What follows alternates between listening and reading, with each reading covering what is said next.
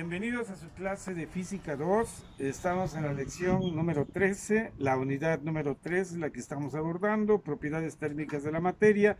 Y ese es un tema final y se llama segunda ley de la termodinámica. Iniciamos. Bien, esta es nuestra materia de Física 2. Es la lección número 13, la unidad que estamos nosotros abordando se llama propiedades térmicas de la materia. El tema que en esta ocasión vamos a ver, y es nuestro último tema del programa, es la segunda ley de la termodinámica. Miren, esta ley surge de observar las máquinas que funcionan con calor, como una máquina de vapor.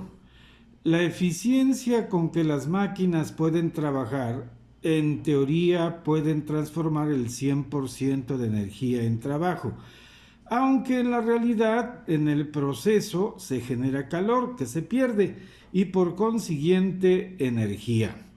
Vamos a ver ahora qué es un depósito de energía térmica. Miren, un depósito de energía térmica es un cuerpo hipotético que puede absorber o suministrar calor sin experimentar cambios de temperatura. Y pueden ser de la siguiente manera. Miren, aquí hay algunos que se llaman sumideros. Y un sumidero es un depósito que absorbe calor. Este puede ser un océano o el mar.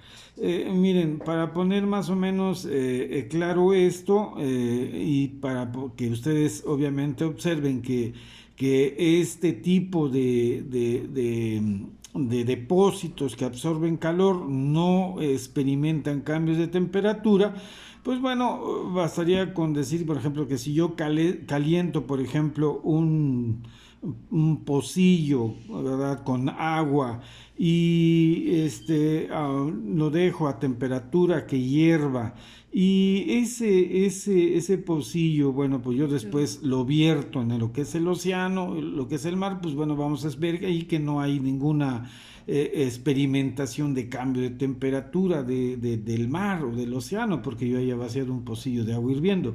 Entonces, esto se considera como un sumidero, depósito que absorbe calor, sin experimentar obviamente cambios de temperatura significativos. Bien, una fuente pues también es un depósito, pero ahora este depósito suministra calor. Y este puede ser el sol, puede ser un horno, una caldera, y de igual manera, bueno, pues si yo tengo agua a 0 grados centígrados, ¿verdad?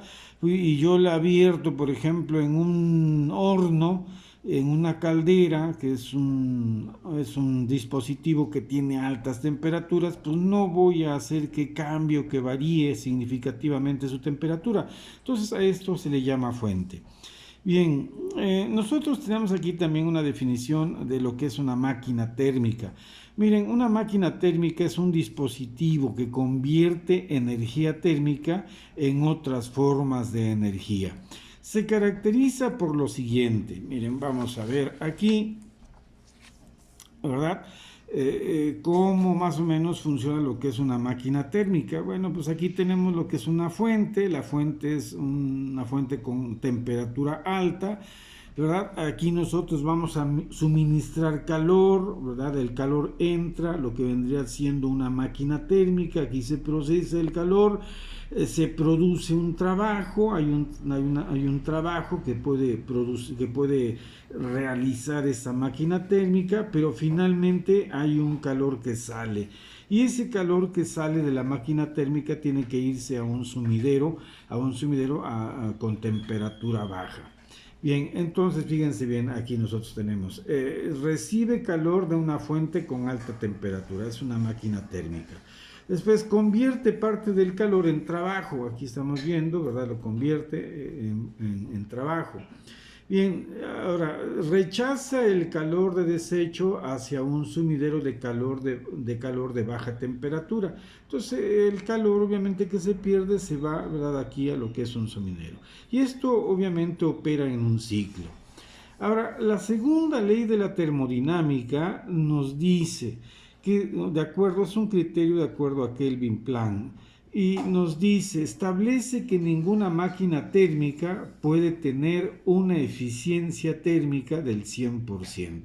Es decir, miren, vamos a ver qué es lo que pasa aquí en el proceso. Tenemos la fuente, se suministra calor a la máquina térmica. Aquí obviamente se produce lo que es un trabajo, se convierte parte del calor en trabajo, ¿verdad? Pero aquí no se puede transformar todo el calor en trabajo. Entonces aquí, como podemos ver nosotros, aquí este calor que sale pues es un calor, ¿verdad? Que es desecho prácticamente. Siempre habrá entonces un calor de desecho y tendrá que irse a un sumidero de baja temperatura. Bien, entonces nosotros en física estudiamos de alguna manera lo que es medir la eficiencia térmica de las máquinas. Y la eficiencia térmica, ¿verdad?, es una medida de desempeño de una máquina térmica. Y esta la podemos nosotros expresar matemáticamente de esta manera. Fíjense bien, eficiencia térmica es igual a 1 menos una relación que establecemos aquí entre el calor que sale de la máquina térmica entre el calor que entra a esa máquina térmica. Entonces aquí tenemos E subíndice ter, quiere decir 1 menos Q subíndice L sobre Q subíndice H, en donde E ter es igual a la eficiencia térmica, QL es el calor que sale y QH es el calor que entra. Entonces, cuanto mayor sea la eficiencia térmica, menor será el consumo de combustible. Fíjense bien qué es lo que trae como consecuencia. Entre mayor sea la eficiencia térmica de una máquina, menor será el consumo de combustible y por ende la contaminación y los costos. Ahora miren más o menos esto. Se estima que las máquinas térmicas, por ejemplo en motores de gasolina, más o menos trabajan al 25%, fíjense bien, tienen un 25% de aprovechamiento y los motores diésel andan sobre un 40% de eficiencia térmica. Entonces, ¿esto qué nos quiere decir? Fíjense bien, que menos de la mitad de la energía que se suministra se transforma en trabajo. Aquí lo estamos viendo, ¿verdad? En motores de gasolina, la eficiencia térmica solo es del 25% y el motor diésel es del 40%. Entonces, esto es realmente un reto para ingenieros, ¿verdad? Aquí es donde muchos ingenieros deben de concentrarse porque aquí es donde tienen que estudiar la manera de desarrollar nuevas formas y aumentar la eficiencia térmica precisamente de estas máquinas.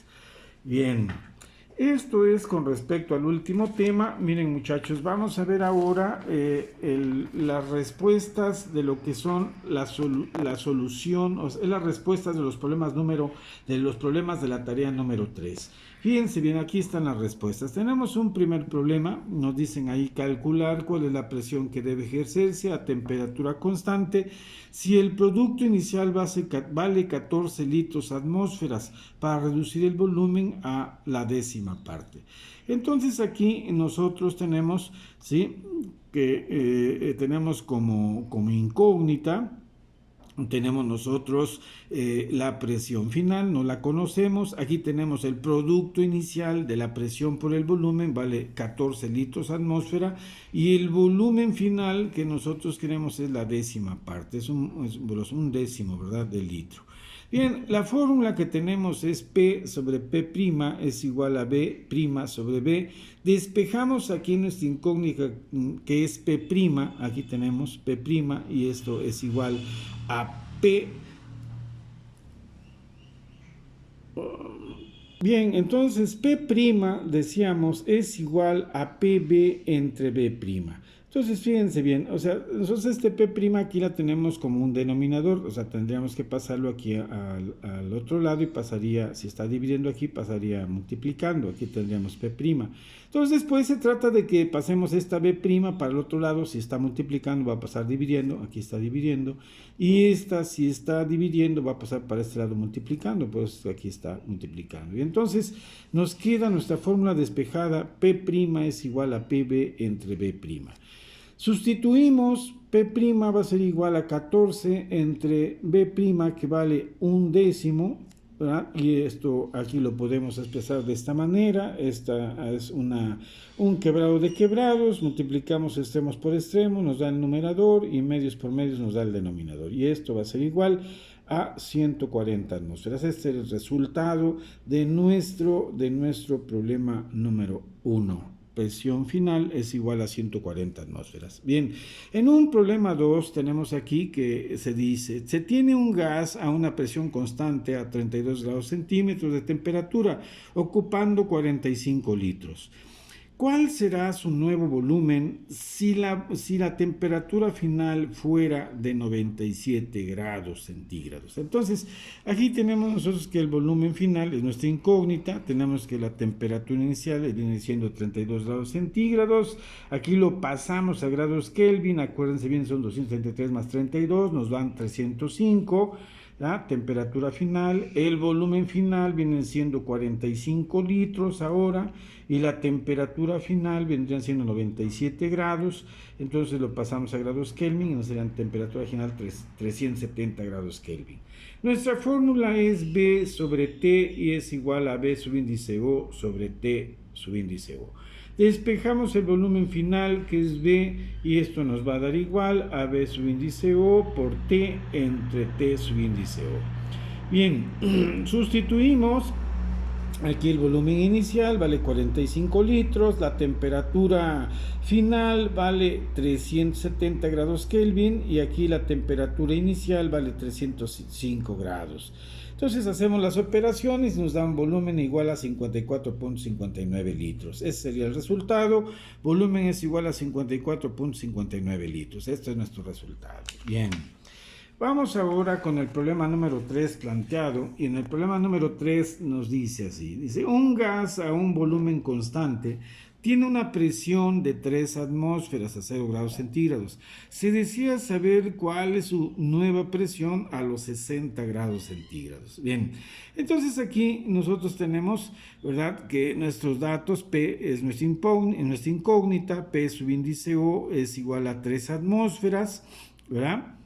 Y tenemos que T, la temperatura inicial es 0 grados centígrados, entonces convertida a grados Kelvin son 273 grados centígrados, ¿verdad? La temperatura final son 60 grados centígrados, la convertimos a grados Kelvin y serían 333 grados Kelvin. Bien, entonces nos están pidiendo aquí, ¿verdad?, cuál es la presión final. Bien, entonces aquí tenemos nuestra fórmula. Bien, nuestra fórmula entonces es P entre T es igual a P subíndice O entre T subíndice O. Aquí despejamos la presión final y esto va a ser igual a la presión inicial por la temperatura final entre la temperatura inicial. Sustituimos en nuestra ecuación. Aquí tenemos que la presión inicial vienen siendo las 3 atmósferas, la temperatura final 333 grados Kelvin y la temperatura inicial 273 grados Kelvin. Hacemos las operaciones y esto nos da como resultado P es igual a 3.66 atmósferas. Ese sería nuestro resultado. Bien, en un problema número 4 tenemos ahí planteado una masa de gas a 70 grados centígrados y presión de 1500 milímetros de Hg, mercurio, ocupa un volumen de 650 centímetros cúbicos. Nos preguntan aquí, ¿cuál calcular su volumen en las condiciones normales a una presión de 800 milímetros de mercurio y a 0 grados centígrados? Bien, entonces aquí vamos a calcular el volumen inicial del gas y su presión inicial aquí nos están dando, viene siendo de 800 milímetros de mercurio, la temperatura inicial son 0 grados centígrados, la convertimos a grados Kelvin, serían 273 grados Kelvin. El volumen final nos los dan aquí, son 650 centímetros cúbicos, la presión final son 1500 milímetros de Hg de mercurio y la temperatura final es de 70 grados centígrados convertidos a grados Kelvin, serían temperaturas igual a 343 grados Kelvin. Bien, nuestra fórmula es PB sobre T y esto es igual a P subíndice O por B subíndice O entre T subíndice O. Despejamos aquí nuestra incógnita que es el volumen inicial y entonces esto nos va a dar igual a T subíndice O por PB entre T por P subíndice O. Sustituimos, aquí tenemos las cantidades sustituidas y nos debe de dar a nosotros un volumen inicial de 970.03 centímetros cúbicos. Ese sería prácticamente nuestro resultado, volumen inicial sería igual a 970.03 centímetros cúbicos. Bien, estos son nuestros problemas que planteamos en la tercera tarea, muchachos. Esos son los resultados a los cuales tuvieron que haber llegado. Miren, vamos a plantear en esta semana nosotros un examen que va a contar para su calificación, y aquí yo les voy a mandar también lo que es el criterio de evaluación para el tercer parcial en esta materia. Fíjense bien ustedes, el criterio de evaluación para el tercer parcial. Vamos a considerar el promedio de la calificación del primero y segundo parcial que ustedes hayan obtenido. Eso va a ser el 30% de la calificación de la evaluación del tercer parcial. Bien, el cumplimiento de las tareas será el 30% de la calificación en la evaluación del tercer parcial. Y el examen tiene un valor del 40% de la calificación en la evaluación del tercer parcial. Miren, vamos a poner un ejemplo. Fíjense bien, si un alumno, o sea, alguno de ustedes tiene de calificación en el primer parcial 9, y en el segundo tiene 10, entonces sacamos su promedio, 9 más 10 sobre 2, y esto va a ser igual a 9.5. Ese es el promedio.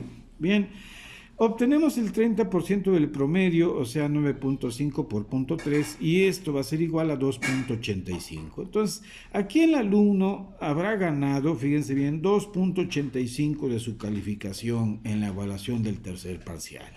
Bien, ahora vamos a ver cómo calificamos las tareas, ¿verdad? Y esto va a ser de la siguiente manera. Fíjense bien, en la tarea número 1 son 3 problemas. La tarea número 2 prácticamente son 1, 2, 3, 4 y 5 problemas ahí planteados. Uno que le estamos llamando P1A, P1B, otro problema 2, problema 3 y problema 4. Y la tarea número 3 son 1, 2, 3, 4 problemas. Entonces en total son 1, 2, 3, 4, 5, 6, 7, 8, 9, 10, 11 y 12 problemas.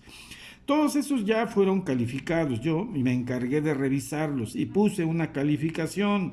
Aquí puse una calificación. Ustedes tienen una calificación para cada uno de estos problemas. ¿En qué me basé? Fíjense bien, este fue el criterio. Tiene 10, ¿verdad? En un problema cuando tiene todos sus pasos completos, tiene el resultado bien y tiene las unidades bien. Ahí yo le estoy poniendo 10. Pero hay quienes van a obtener 9. Bueno, pues van a tener 9 cuando el problema está con pasos completos, pero el resultado está bien, pero faltan las unidades o las unidades están mal expresadas. Ahí le estoy poniendo 9. Y va a tener un 6 en el problema cuando, bueno, tenga pasos, pero el resultado prácticamente esté mal la cifra que hayan ustedes puesto y las unidades. Aquí entonces yo lo estoy poniendo 6, no le estoy poniendo 5, le estoy poniendo 6 de calificación. Entonces, en cada uno de los problemas ustedes tienen una calificación. ¿Qué quiere decir esto? Bueno, pues que vamos a sacar un promedio de calificación de tareas. Aquí están sumadas todas las tareas y las sumamos entre 12. Aquí en este ejemplo, fíjense bien, sacó 110 puntos, lo dividimos entre 12 y nos da como promedio 9.17. Entonces el promedio de las tareas viene siendo 9.17. Bueno, obtenemos el 30% del promedio, o sea, multiplicamos 9.17 por 0.3 y esto nos va a dar igual a 2.75. Entonces, aquí el alumno tendrá 2.75 de la calificación para la evaluación del tercer parcial. Bien, ahora fíjense bien, en el examen vamos a plantear 5 problemas de los que ya resolvimos. Cada problema tiene un valor de 2 puntos, es decir, fíjense bien, los datos completos en el problema valen 0.5 de punto, la fórmula vale 0.5 de punto, el despeje vale 0.5 de punto, la sustitución vale 0.25 de punto y el resultado vale 0.25 de punto siempre y cuando tengan las unidades bien. Bien. Si todo esto está correcto, si los problemas los resuelven correctamente, entonces el alumno aquí tendrá el 40%, que equivalen a 4 puntos de la calificación en la evaluación del tercer parcial. Así que sumando, ¿verdad?, todos los puntos ganados, la evaluación del tercer parcial para nuestro ejemplo será, fíjense bien, aquí nosotros tenemos que del promedio sacó 2.85, aquí de las tareas sacó 2.74 y aquí si todos los problemas los resolvió bien, no tuvo ningún error, sumo 4 puntos adicionales. Esto, la suma total nos da 9.6, que automáticamente sería 10 de calificación. Esta vendría siendo, ¿verdad?, su evaluación del tercer parcial.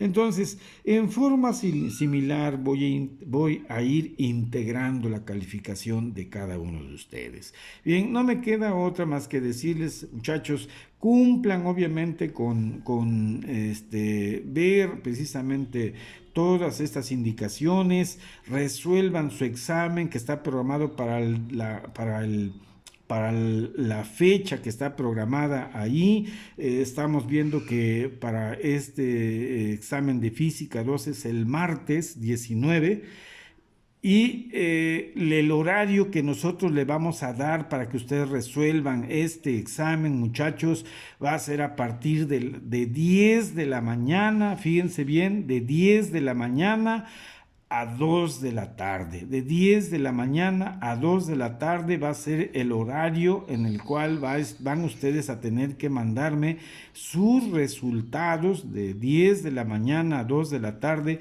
van a mandarme sus resultados por escrito a la plataforma. Por favor, yo quiero que ustedes lo hagan de la mejor forma, que se revisen bien, obviamente, los problemas que hemos estado resolviendo, que lo hagan, obviamente, con mucho cuidado y que, pues, yo les deseo mucha suerte para que todo el mundo salga bien librado y obtenga su mejor calificación. Bien, muchísimas gracias, jovencitos, y que Dios los bendiga. Hasta luego.